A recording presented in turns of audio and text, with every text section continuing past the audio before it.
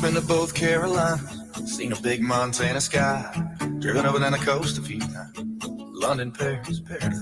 But ain't got much memory of the scenes come to think. I missed them all, damn babe. It's all your fault, no matter where we go, no matter what we do. If you're there, girl, I've got my eyes on you. Don't matter where we've been, no, there ain't no better view than you in my arms with my eyes on you. With the fine tricks for everybody, but the pilot, it's a party. Got this 737. This country music makes you want to drink margaritas. I don't know why, but I do relate country music with margaritas. No, that's not right. Well, talking about margaritas, it's about to be Cinco de Mayo. I don't think I've ever celebrated that. No. I said it so with the American accent, Cinco de Mayo. Yeah. Oh my goodness, Fonz. We're gonna. I really think I've never celebrated a Cinco de Mayo. It's pretty big over here. What is the actual celebration for Cinco de Mayo? Just go drink. Just go drink. Margarita Day. Yeah. That's right. All right, here we go. That makes sense. All right. What's up, everybody? Welcome to Content is Profit Wednesday edition. Happy Hump Day. You know what's happening today? What's happening? My headphones, the battery is running low, and it's like coming in and out. Oh, so that explains why you are rocking the music like raising crazy. the volume. I'm like, why is it so loud today? That explains why. Yeah. Anyways. So I'll control Nope. the volumes today. Makes No, sense. never, Cool. never. Don't touch the board, Fonzie. Anyways, we're super excited. Today we have an awesome friend, Michelle. What's up? Welcome to Content is Profit Live. One of our amazing people that came into our giveaway, 10K giveaway, last Friday. That was fun. That was so much fun. That was exciting. That episode is coming out tomorrow. Yeah. Or Oprah moment. Or Oprah moment. I know. We felt like Oprah. You get stuff. this. You get that. You get that. Oh, that's so awesome. Shout out to the Hustle Podcast Network for allowing us to do and have lots of fun with the show. Anyways, Fonzie, you ready today? Almost ready. Almost ready? I mean, I'm 100% ready. I'm almost ready to kickstart it. I just gotta hit the share button over here. Well, I am ready. But anyways, if you're tuning in live, make sure you put hashtag live in there. Say hello to us and our amazing guest that's about to come on. And yeah, be part of the conversation. I know. No pressure, but he's about to crush it. I know. All right, here we go. Hey, I'm Luis. And I'm Fonzie. And you're listening to the Content is Profit podcast, where we talk about entrepreneurship, mindset, and of course, how to turn your content into profit. That's right. Okay. Pause here. We're gonna pause here real quick. I am so off right now. Okay, hold on. I'm just gonna throw this out there. All right, hold on. You started the intro to the queue so fast today, I know. and I didn't have my cheat sheet open, And you killed it. and I killed it. Yeah, you did. And you slacked today. I know. The battery's throwing me off, but I'm going to go through it. Point right? for Fonzie. Point for Fonzie. All right, here we go. Hey, I'm Luis. And I'm Fonzie. And you're listening to the Content is Profit podcast, where we talk about entrepreneurship, mindset, and of course, how to turn your content into profit. But most importantly, we are here to have a good time with you. So go to contentsprofit.com and join the community. Oh, yeah. That I crushed That was one. good. High five. Profit. There we All go. right, good. You can now hear it in there. We just had an epic high five with a fist bump. It's called Awkward. a flump. A flump? A flump. I've never heard that before. All right. What are we Awesome. talking about today, folks? Today we're talking about bridging the gap between audience and content and maybe profits too, right? Oh, baby. Oh, I'm baby. full credit goes to our guest website. It was pretty good. They had great headlines in there. Yeah. And you know how we roll. We roll out of curiosity. We're gonna dig deep today. Podcasting hack. Everyone's like, how do you guys come up with those amazing titles? Go to your guest websites. They already have the amazing message in there. You want to highlight them. You want to show some love. Good hack. That's a good hack. Good hack. Yeah, we should do a Instagram reel about that. Anyways, all right, so we are back, and today we're going all out with a serial entrepreneur and founder of multiple SaaS companies. Big thanks to our hashtag Golden Boulder brother, Adam Shawu. Shibli. Shibli.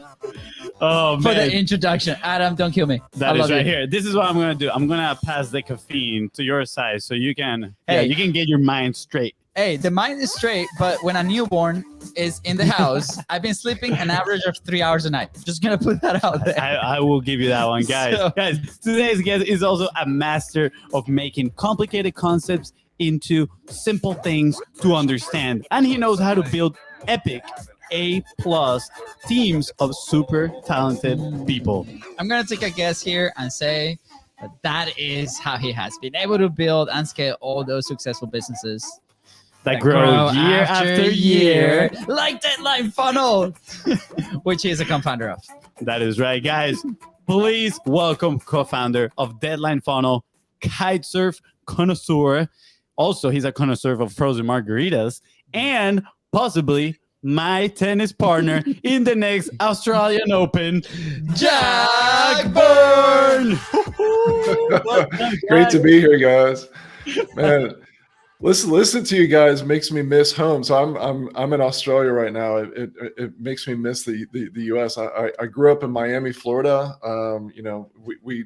I left St. Augustine, and I just love the Hispanic accent. I miss that community.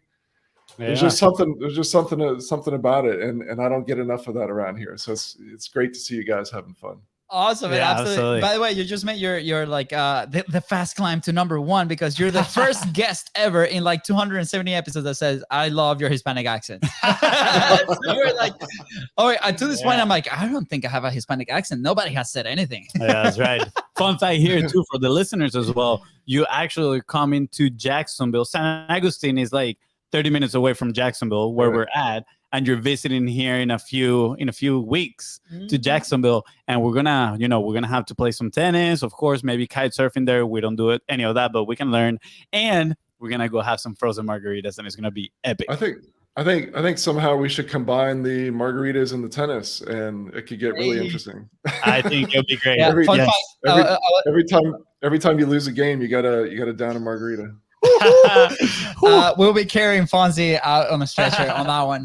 Just gonna put that out there. Jack, fun fact, the other day we were talking about like surfing and the thing, and Fonzie's like, I'm about to go in and live in this amazing place, and I think I'm gonna take on surfing. And I'm like, dude, you know what? Like, I don't know surfing, but I really want to learn kite surf. So just gonna put that out there. When you come in here, some pointers out there. That'll be awesome. That'll be awesome. Yeah, that's awesome. I have some tennis rackets that I bought that are waiting for me, and also some kite surfing gear. So I'm hoping to do a little bit of both when I come back to the States. That's great. Well, at this point, we're gonna have to invite the audience too. If you guys want to join on this one, right? We're like teasing them over here. But Jack, for those that don't know you, right? Just give us a quick background on who you are and how did you land into the SaaS world, serial entrepreneur, multiple companies, and now with Deadline Funnel. Yeah, so my exit from corporate America happened shortly after 2001, so around 2002. I started building up a community where it was one of these network effect type of communities where it was actually a job board in the healthcare industry. And so that was a complicated thing that I really had to figure out on my own. I didn't know any programming. I did everything wrong, but I was just super tenacious. I decided to program everything by myself. They didn't have Upwork or Fiverr or things like this. And so a lot of this I had to do on my own. Made all the mistakes in the book. I built the thing for a year for free because, on something where you've got both, this side and that side, and you're trying to bring them together like a job board, it can be really challenging. You can have one side of it solved, but you need both sides participating in that marketplace. And so I built it up for free for a year. And after a year of doing that and taking some really strange jobs, to keep things afloat, my wife came to me and she said, "Honey, it's time to fish or cut bait," as they say in the South. And, it's time to find out if this thing has wings. And this was before anyone had talked about doing a product launch or talking about how that works. And so I just decided, okay, I'm gonna send out a series of emails, and then I'm gonna have a deadline. And I got some people to sign up on the first day, But then it was pretty much crickets. And I thought, oh my gosh, I've wasted an entire year of my life. And then it wasn't until that last day when I sent out a few emails and saying, okay, this is after today, you're not going to get access anymore. And $18,000 of orders came in, which for me at the time was, I mean, it's still a good chunk of money, but for me at the time, that was like half the amount of money that I'd made at my corporate job the year before. And so that was a huge windfall.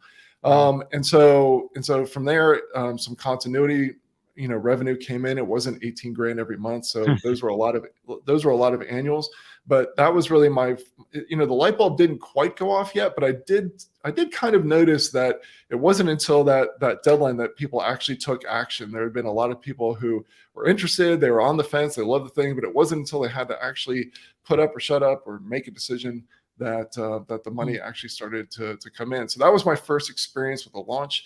I'll speed up the timeline. I did that for a while. I also did some consulting, and then a guy named Perry Marshall, who is a world-renowned author. Is it the 80/20? Yeah, 80/20 sales and marketing. But at the time, he was really known as the guy who had cracked the code on Google AdWords. He wrote a book on it. He had a lot of courses on it. And I was a follower of his. I'd bought some of his stuff. I was on his newsletter. And he sent out an email that said, hey, I'm looking to hire some people. And one of them is an affiliate manager. And I had both been an affiliate and I had some affiliates. And I thought, man, this would be really cool to have an opportunity to work with this guy who's hanging out with all these other marketing thought leaders. This would really be an opportunity for me to raise my game. And he had a really interesting process. You didn't send in your resume. You actually competed in a series of challenges. And whoever won at the end, that would become his affiliate manager. And long story short, I won. And you mentioned the 80/20 book. So I'm actually in 2 chapters of the book. Chapter 6 is about a concept I came up with called the tactical triangle. And then so he goes into detail into that. And then towards the end of the book, somewhere near the end, he describes that hiring process that I just talked about. And I don't know if he mentions me by name, but I went through version 1.0 of that process and won the challenges. And so it was sort of like The Apprentice. And so, at the end, I won. And I thought it was going to be a 6-month gig. It ended up being 6 years. It was a fantastic experience. Excuse me, I just had it's 6 a.m. So I had feel like I need to dilute some of the coffee. So after 6 years, actually after about 4.5 years, I really had that entrepreneurial itch. I decided to start building a software business on the side, sort of like a side hack, not because I wasn't enjoying working with Perry, but just, if you're an entrepreneur, you're an entrepreneur from, all the way through. And so I started building this out. A few of those things started taking off. And for a while, I tried to balance, the side hustle and working for Perry. And then the side hustle overshadowed, the main thing. And me and Perry just had a conversation and said, look, you need to spread your wings. He needs someone dedicated on his business. We're still friends and amigos to this day. But I went on to build some software companies. And one of my biggest challenges, maybe we'll get into this, was, you mentioned it in the intro, was, hiring my first people, because, I tend to I tend to make mistakes, the first time out of the gate, but I stick with it. And, to this day, building a team of absolutely brilliant and talented people is really what has taken my business, to where it is today, and hopefully where it's going in the future. It's just, it's just a game changer. But there was that time where I just really struggled with being able, like, how do you do this? How do you make this work? Because I tried to follow some of the stuff from the 4-hour work week, and not throwing shade, Tim Ferriss, but some of the stuff just sounded so easy. I'm like, oh my God, this is going to be amazing. I'm going to hire someone for $4 an hour. And, it just didn't work out the way that it sounded like it worked out for Tim. And so it really set me back, and I thought, well, I guess this works for other people. But when I finally cracked the code on that, or at least figured some things out, figured out enough, that's when things really took off. So that's kind of the story. And what my team has been building and working on and improving for the past 12 years is Deadline Funnel. And so we can take the conversation whatever direction you want. No, this is amazing. I already have a few questions here throughout your journey, right? I mean, first you mentioned doing some strange jobs here and there. I'm actually curious, like what kind of like strange jobs are you? Were you like a bartender and were you serving frozen margaritas? Is that why you like them so much? No. So the reason why we keep coming back to the margaritas is that it's just where I live in Australia right now. There's just not a Mexican restaurant I can go to where they've got the Slurpee machine or the frozen margarita machine. Yeah. I think it's important that we clarify that, yeah, so we don't make you look like some sort of alcoholic or something like that. So I appreciate the The clarification. Mexicans haven't made their way all the way to where you are. Sounds like a business opportunity for me. Yeah, you're saying maybe you have you partner up. And it could be. So okay, back to so the question was about the strange job. So one of the strange jobs is I worked for. So there was a guy that I knew through softball that worked for Court Furniture, and he had his own side gig where this was shortly after 9/11, and he would get a contract to set up cubicles. And so my job was for a couple $100 cash. I would show up at Court Furniture, one morning really early.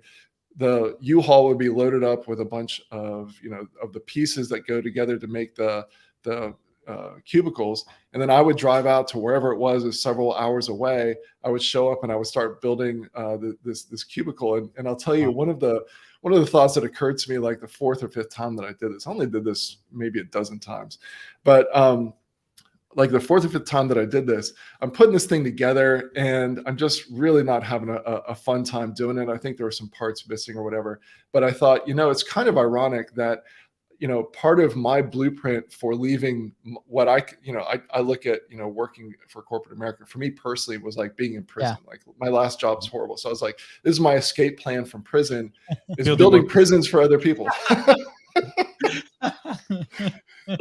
That's funny. Yeah. I'm always super interested in like the jobs side of things because I remember that, I mean, we've never been a fan of corporate or jobs, in that sense, right? I think that itch of entrepreneurship has been always present, but we identified it late after college, right? In our life, I guess, or I say late, but it's like right after college. That's so early. Keep going with your point. And I remember, you always thought like, okay, one job and you stick to it and you're responsible to this thing and or that one path. And I remember listening to, I think it's a guy that has a show on Discovery Channel about the ugly shows or what ugly Mike something. Dirty jobs. Yeah.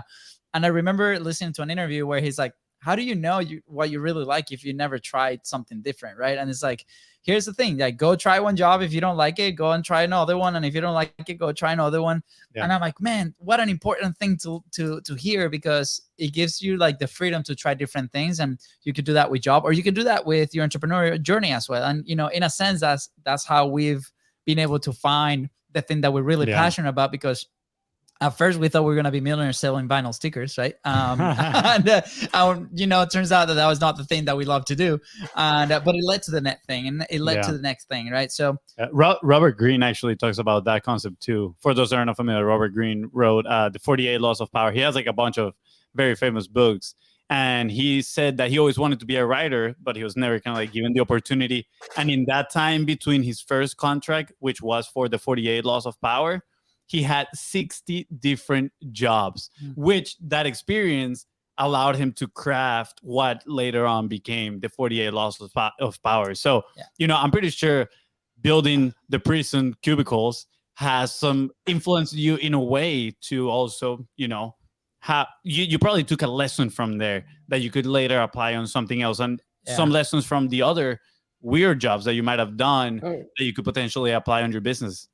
Well, so one of the biggest impacts on my leadership philosophy is my last corporate job. It was so the second to last job was Merrill Lynch, and I was a financial advisor for 3 years in Ponte Vedra, Florida. So that's also right around the corner from you guys.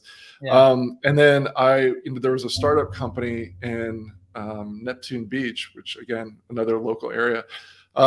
and so I left Merrill Lynch to join this startup company, and it just really was not fun at all. It was just everything that I didn't want it to be.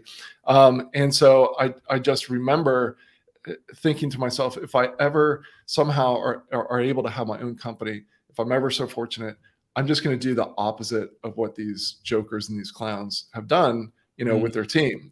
So for example, holding meetings where you just want to hear your opinion reflected back to you. Like you have everyone around, and everyone's like job is to, go around like the butt kissing line, and I thought, I was in this meeting one time, and they were, so I'm reading marketing and direct response stuff from people like Dan Kennedy and Perry Marshall. And so I've got all these ideas. I'm just just so eager to contribute and share, but I didn't have the courage at the time to start my own company. And so imagine where the manager brings in like 12 of us, and they're like, hey, we just spent all this money on these new advertisements going to go in the trade mag. And so they show it. And I was like, oh my God, this is beautiful. This is the best thing ever. Oh my God, you guys are brilliant. And I'm like, this is really good. But, what if you put a unique URL or call to action, like, so you could track your ads? And, and then what if we put some of the testimonials, because we've got amazing testimonials from some of our clients. What if we put those in the ad? And, this headline, instead of it being like this, like weird, we believe in you type of thing, like, what if it was like something where if you just had the headline, people are like, hell yeah, like I want to take action on that. And so I gave out like 5 or 6 ideas that are straight out of marketing direct response 101. And I hope it's okay to say this, but the manager looked at me like I had stood up on the table in front of everyone, pulled down my pants, and just like, use the toilet like in front of everyone. And I'm like, oh, like, inside my head, I'm like, I get it. Like this, you didn't want my opinion. You wanted me to tell you how smart you are. I get it. So that's, that's just one of the many things that I've taken into my business is, surround yourself with smart people, get their advice, and then listen to it. There are times where I will, listen to the advice and still go the direction that I want to go, but that's really rare. More often than not, someone else other than me is coming up with the best idea in the room or the next idea to try, because you said, just like you said, like we don't always know what's going to work. So hey, let's try your idea, Luis. Let's go in that direction. Let's see how that works. So I think listening to your team and empowering them, and then, by the way, giving them credit, giving away credit instead of saying like, look how smart I am. I'm like, anytime that I'm on a show, I really try to genuinely elevate my team, but I also do it internally. And if something is a success, whether it's a small win or a big win, we'll celebrate those wins internally in Slack and team meetings. And I give credit away, Absolutely. to the point that, the other day my right-hand man's like, you told so-and-so that they did all the work on that. And you did like 60% of the work. I'm like, look, I don't need the credit. Like that's not what's important. It's important that people are recognized for the value that they bring. Absolutely. I love that, man. The other day, I actually watched a video of Ray Dalio. I don't know if you're familiar with him. Yeah. He wrote a very famous book, for those that don't know him, called Principles. And one of his like core, I'll say like values in his business is radical transparency. And it's super interesting because he developed this software that they use inside of their company that when they're meeting, people with a tablet can pretty much like evaluate and give their opinion on what other people are talking. And then he has like polls and everything come out, and he really takes into consideration what not just obviously the CEO is saying, but literally somebody that is like in month 1 of the company. And then they, through algorithms and whatnot, they make some of the decisions. But I found it super interesting, right? Because at the end of the day, like you hear from very successful people is the empowerment of the team, right? Like you want to hire rock stars, like you want to be able to provide to them the environment so they can thrive and they can be successful. And if you find yourself in an environment kind of like your old, job where all the manager wants to do is to hear how smart he is, it's going to be very difficult to grow that way. I think like what you just explained is such a valuable lesson, right? Because I feel like people that are transitioning into entrepreneurship or they're chasing a dream, right? It's coming from also a place that maybe a negative experience that they had, and they're like, I don't want to be there, right? And sometimes we feel a little bit lost on how to go about our new journey, right? So you mentioned, and I highlight, right? I want to do the opposite of what these guys were doing, right? And I think like that's a great place to start. I remember I used to work in the fitness industry. I used to manage fitness studios, and there was a moment in transition where leadership, this new guy came in from corporate, right? And he brought all the corporate ideas, and we were coming from a place of like, we had all this like family environment with all the studio managers, and guy comes a little too strong, and my studio was going through this transition point where I needed a new head coach. And he's like, this is your new head coach. Instead of like asking the team that has been there for 3 years, like, hey, who do you want from the network? Like, we have so many. Can we do a tryout? Can we have like these guys, like, do they fit in the culture of this thing? And I remember they say the name of the guy. The guy comes in one day. I'm not in the studio. My assistant manager calls me freaking out. This guy just came in, like, he just started like bossing people around. What do we do? And I'm like, oh boy, we gotta stop this. And I remember having this phone call with like, hey, that's unacceptable. The guy apparently came in, told them what to do. These guys had no idea that these guys were gonna be the new head coach, and I'm doing air quotations. It was such a negative experience that the whole team rejected that, right? And even though that was the feedback that was shared, the decision wasn't heard, and they moved forward with that decision. I'm like, okay, what is the feedback loop here? So that's one of the lessons I personally, took with me, just like you did with yours. I'm like, okay, when this happens, like, what is the thing? We're going through a moment right now with Content is Profit and BIZBROS where we might need to be hiring new people. And I remember, like, we've been repeating this on our team meetings every day. It's like, hey, do you know somebody that you guys know the process? Who do we know? Like, who do you want to be in here? Like, where do we need support? Like, what are the things? And again, like, those are tricky conversations, but I think like when the team is involved in these conversations, it can yield many positive results. So thank you for sharing that, because you just gave a great starting point for people who are transitioning into building those teams, or what the next step is. Mm-hmm. Yeah. I call it the Costanza method of leadership. So it ties back. The Costanza reference is Seinfeld. There was an episode or two where Costanza decides everything in his life is just awful, and he decides, you know what, if every thought or decision leads to the life that he has, he's just going to start doing the opposite of whatever pops into his head, and all of a sudden his life like takes off.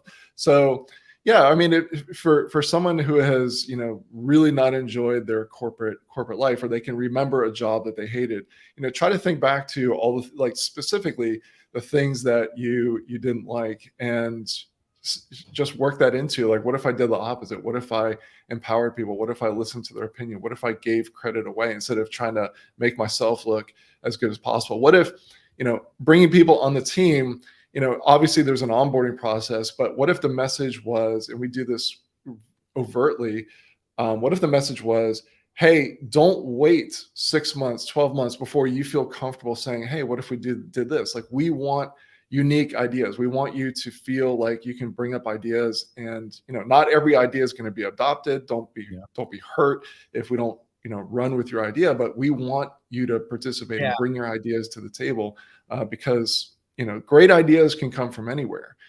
And so those are some of the things that we try to incorporate. But one more thing that I'll mention is that this kind of ties back to something that we said a little bit earlier. I wish that someone had told me when I was growing up,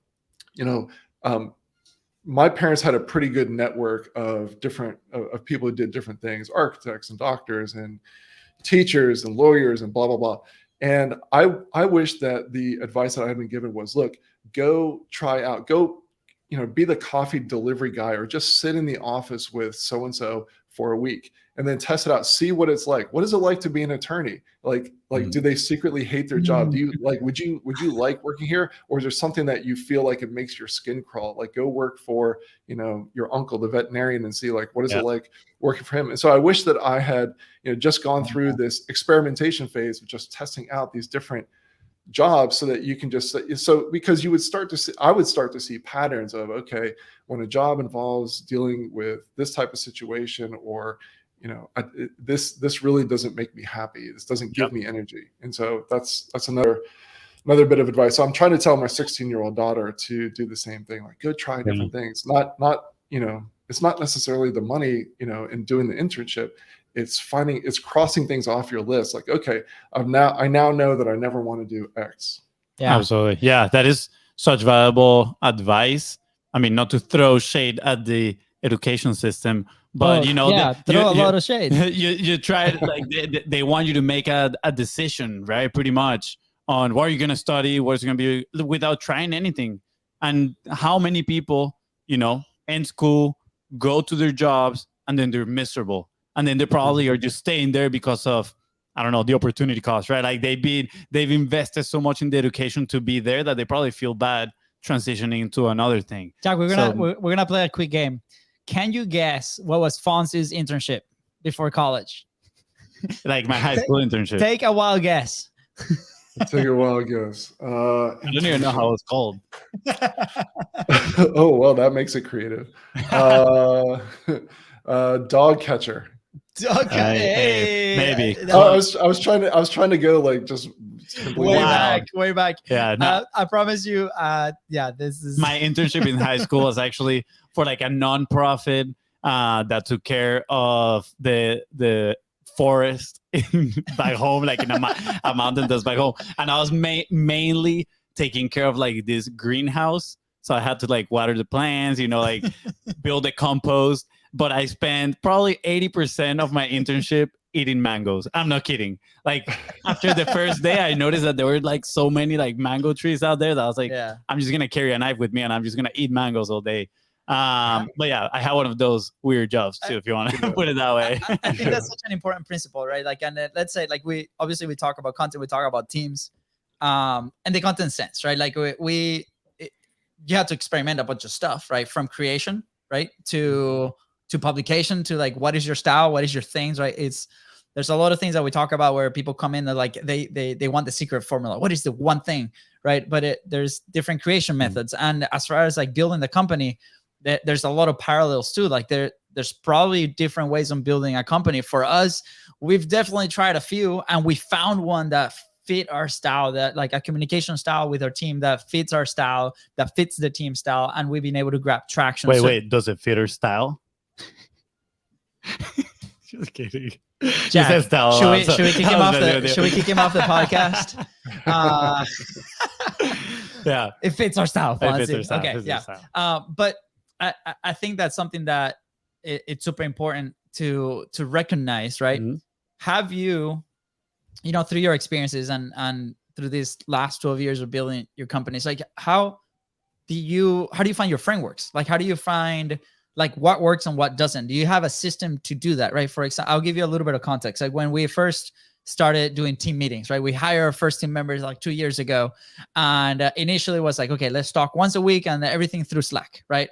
And then it wasn't working out. There was some miscommunication. And then we started adopting the daily huddle, right? So we started meeting every morning and it was a 1 hour meeting every morning. And then we started like tangent alerts everywhere, like all these conversations going different ways. And Fonzi is like, man, like we're wasting a lot of time in these meetings, right? Like maybe we're getting stuff done, but it's not as effective. And then we're like, okay, we compress it to 30 minutes. And then we followed a structure. And then we had a longer meetings on Thursdays.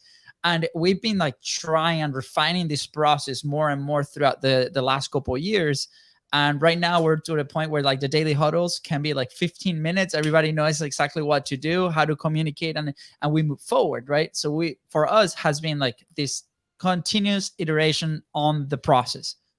How has it been for you? What are some of the lessons there that you can share with people? Yeah. So I'm gonna share some common themes that have already come up, but I think it'll be insightful to hear that for us, it's been a constant process of trying new things and iteration. And something will work for a while and then it might stop working or might become less effective. Sometimes when you try something new, the newness of it makes it work for a little while, but then like you were talking about the tangents coming up. And so we try to borrow ideas from things from articles that are, that either I read or my team reads. And so we might hear about a new way that maybe Dropbox is organizing their teams. We're like, okay, what can we borrow from that and try to implement that? Like what would work? A lot of times we won't implement the entire thing because, for example, maybe Dropbox, as that example, they have a huge, their engineering department is bigger than our entire company. And so, is that entire framework going to work? Maybe not, but maybe we can take a component. What if we tried this thing? Yeah. Try it for a little while and see how it works. The other thing that is a theme that's come up before is really involving the team and just seeing like, okay, what can we do to improve the process?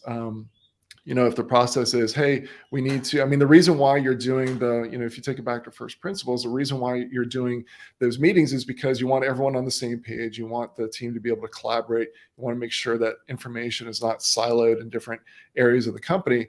So you try those meetings and they work for a little while, but then they're going off on tangents. But if everyone on the team understands, here's the reason why we were trying to do these meetings in the first place. So, okay, this part of it's working, but this part isn't. Let's have a meeting about how we can improve our meetings. And sometimes you can get some really, really powerful ideas from your team. And even if an idea doesn't come up right away, if you plant the seed, then it's sort of like when you it's a reticular activating system where when you buy a new car, all of a sudden you're seeing it all over the road. So, if you plant the seed that, hey, here's what we're looking for. We're looking for some ideas that are going to help us, be able to collaborate better in Slack. Or, is Slack the best way for us to communicate? What are some better ways for us to work together, but not get, distracted and have, so that there's a lot of task switching. So if the idea is, hey, the problem is that the way we're communicating in Slack, and this literally happened for us, something that we had to deal with is, Slack is amazing for certain types of conversations. And so we try to analyze what sort of conversations is Slack good for, and when does it become more of a distraction? Like, so now we have an idea of, okay, these types of conversations go into ClickUp, which is what we use for, for our project management.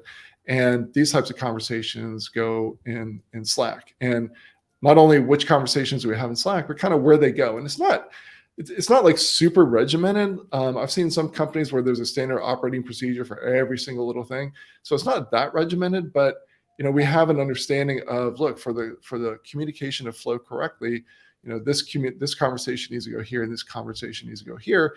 And then there's open, there's opportunities for people to evaluate each other. There are members of my team who will, point out to, say, someone in the client services department, hey, you see this answer over here? You could have done a little bit of a better job. And it's not, hey, you idiot. It's, hey, our clients, like, we're here to serve our clients. So our clients need, in order for the company to succeed, our clients need to succeed. And so this answer that you gave over here could have been better. So it's not like, let's just try to up our game. And so we're constantly trying to level up our game. I think another thing that's really important to model for your team is taking feedback and not taking it personally, right? And, being able to, making sure that your team feels comfortable to not only give each other feedback and not take it personally, and also understand how to give feedback that isn't taken personally, that isn't insulting, but also to model to your team that it's okay to receive feedback and like take it in and go, I think you made a good point. Like, I'm going to try to work on that. Absolutely. Yeah. No, communication is 100% key. And talking about communication, look at this smooth segue. Going into content, right? Content, obviously, it's a lot of communication between you and your audience, right?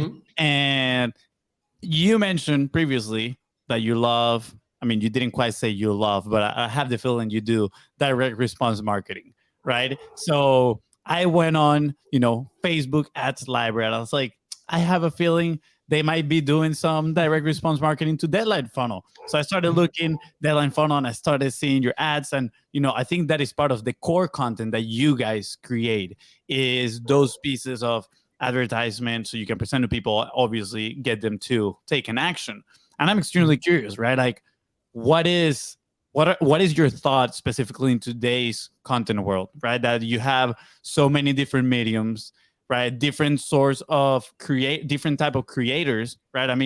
B2B people are creating content in a different way than just like straight creators. And then you have direct response marketers that are crafting content, right, with these very specific techniques and values, I guess, to drive action and results. So I'm curious on your opinion around the content world, first of all, kind of like on a general basis. And then I'm curious on how are you crafting these pieces of advertisement, or what other types of content are you using to drive results inside of your business? So I'm going to take this in a direction that might surprise you, but so if I'm not answering the question the way that you want, please bring me back. But Oh, no, you good? I find, for me, the channel and the content method that has really worked the best for us is using happy clients, and basically word of mouth. Some of the word of mouth is natural and organic. Some of the word of mouth is where it kind of comes in and starts as natural and organic, but it won't blossom unless you nurture it and feed it. And I'll explain what that means. And then some of the word of mouth is through affiliates and JV partners, which is networking. And so we've done an amazing job. If you were to go to, and I'm just pointing this out as an example, if you were to go to deadlinefunnel.com and check out the, what people say about us, we have a great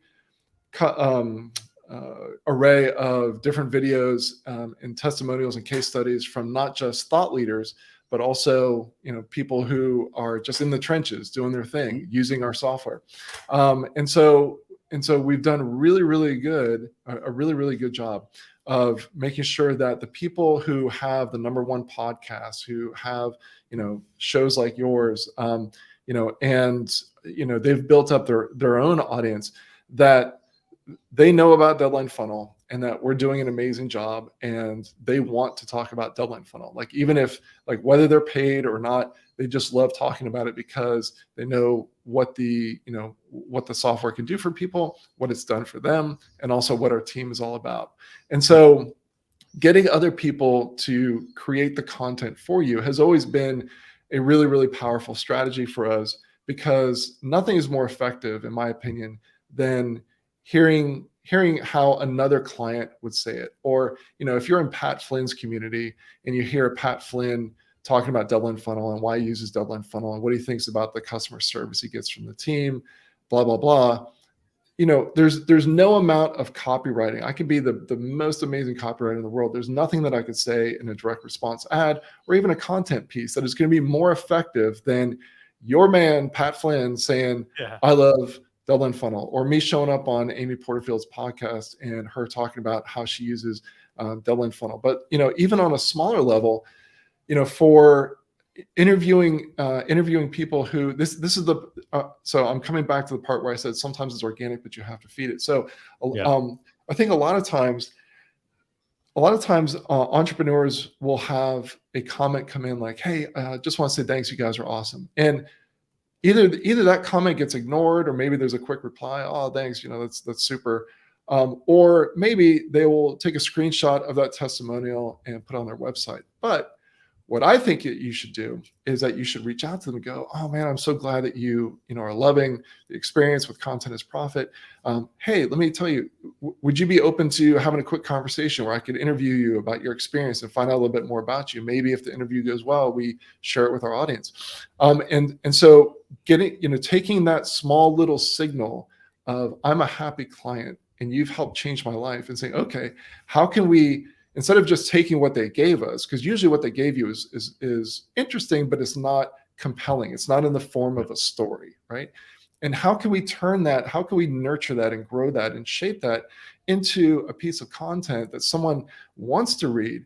It's engaging and it's shaped it's from a real client, not something that me and my team thought, okay, what's going to be the best headline here, right? Yeah. And so a lot of times that type of content, excuse me, is the most compelling and most engaging for the audience. And you're really capturing the pains and the frustrations that your audience is feeling, because it's coming from someone who experienced those pains and frustrations. And then they hear the journey that person went through and how their life has changed after using your product or joining your community or joining your coaching program or whatever it is. Absolutely. I mean, and going back to direct response, I love the direct response world. You can potentially have all these conversations, and that is all the material you need to craft your sales letter, like your rest of the marketing material that you might need, to grow your business, comes from the words of the people that are, experiencing the success of your product. And I think that is absolutely amazing, right? At the same time, people want to be part of a community. They want to be part, and they want to have security that something works before they make the decision. So by seeing content generated by your users, right, saying about how awesome it is and their experience and sharing everything about it, people are probably more inclined to make a positive decision about that than coming from yourself, right? Like you could be saying the same exact words, but since you are the co-founder, right, and they are users, like that causes such a different impression on the person that's on the receiving end of the message. Yeah. Yeah, exactly. And as you were mentioning, when you gather these case studies and you have these conversations, it makes your copy better, so that when you're writing your ads, when you're writing your emails, when you're crafting your webinar slides, you're no longer using your words. You're if you're smart, and you've had enough of these conversations, you start to use the language of your audience. And so that makes everything that you do in the direct response world or the content world even more powerful. And then being able to sprinkle these case studies and these stories throughout your presentation. So one of the things that I try to do when I did a webinar presentation yesterday. And so when I make a point, I try to then use that as an opportunity to, weave in a client story that proves that point. It's not, even though the client story is kind of a testimonial about Deadline Funnel, the context in which I'm bringing it in at that point is a great way for me to, yes, I'm subtly weaving in, we have clients, they're getting happy results, but because I'm choosing that specific testimonial to back up the point that I just made, which really is about, say, how to grow your business, or the difference between doing launch after launch after launch versus building a sales machine, an asset that you can leverage and grow and improve. So making that point of like, look, you want to have this business asset that you can grow and improve, and it will, over time, it's almost guaranteed to win, rather than doing launch after launch after launch and getting frustrated. So if I'm making that point, I can really bring that point home by telling a story about someone, like a quick story about a client who made the switch from one to the other and how it's changed her business. And so not only have I really reinforced that point, which is helpful for the sales message, but I've also weaved in a testimonial because it's clear that this is a Deadline Funnel client. But a lot of people just use testimonials when they want to make the point of, hey, a lot of people use our stuff and they think that we're awesome. But there's other really creative ways that I think a lot of people overlook using client stories and testimonials that can really make your content so much more impactful. Because really what I was just describing, even though it was in the form of a webinar, could be used for, if you're doing an epic blog post, right? During that blog post, you're making points. Now those points, depending on what the overall objective of that long form piece of content is probably, whether it's top of funnel or bottom of funnel, you're structuring it in a way where you're thinking, okay, if they understand this and they understand the next thing, then understand the next thing, the next logical step is for them to sign up for a trial or join the free community or take that next step. And so along the way, why not use case studies or examples or quotes from clients that back up the point that you make? So you make the point, and then you prove it with not something that you said, but a client testimonial. And so these testimonials, again, are not, Deadline Funnel is amazing. The testimonial, because we have plenty of those, but the testimonial is like, my business completely changed when I stopped, focusing only on launches and, building an asset, an evergreen business, and using launches as the thing that, it's the cherry on top, and so you can improve whatever content that you're creating by weaving these client stories in. Yeah. Oh man, that is what we call a hashtag golden boulder. Yes. Thank you for the sound. And that's amazing, right? Because like you mentioned, there's so many other creative ways to use client stories rather than just testimonials. And probably 95% of the way I see most people are using the client stories are in a testimonial way, right? Where there is a testimonial page, or, within the sales page, there are testimonials like a sprinkle in there. But I love the fact that, every time you try to illustrate a point with a story, now you're going to, okay, what client has a win that illustrates this point, right? That takes people from pain to, success.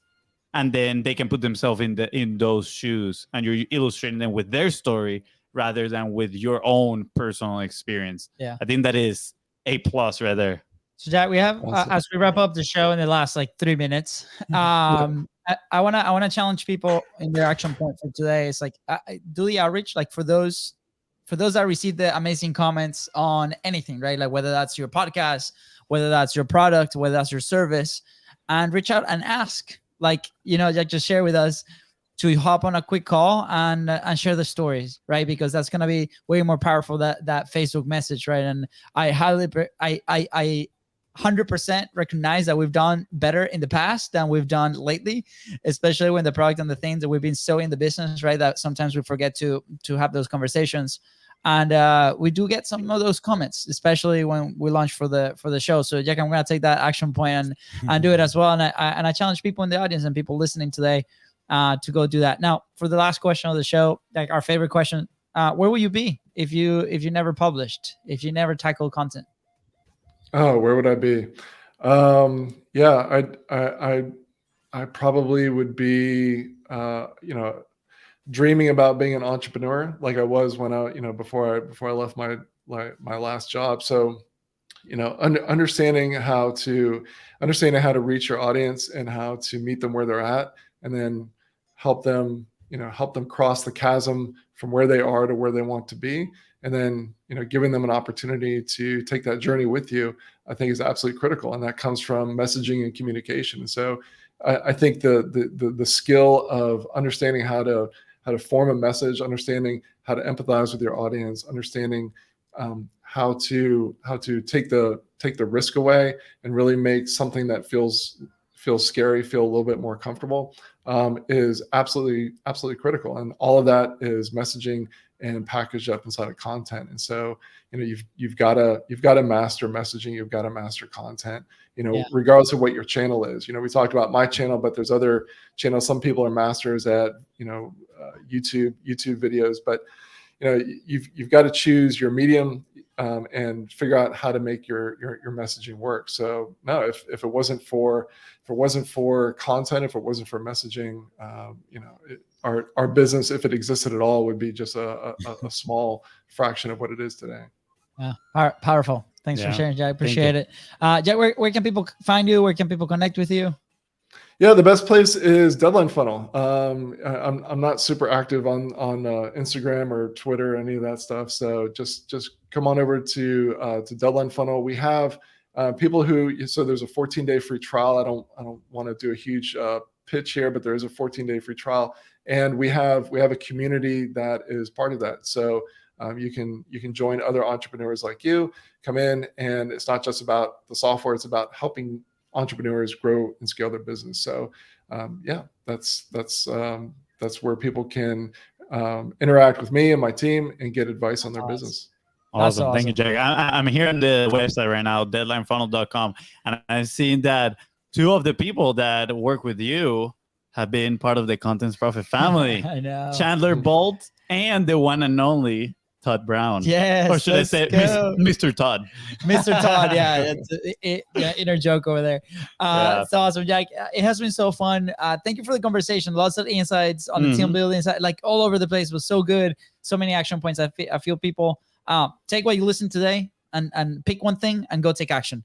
I think that's how we can start getting traction. Go try like 300 jobs, figure out the one that you like.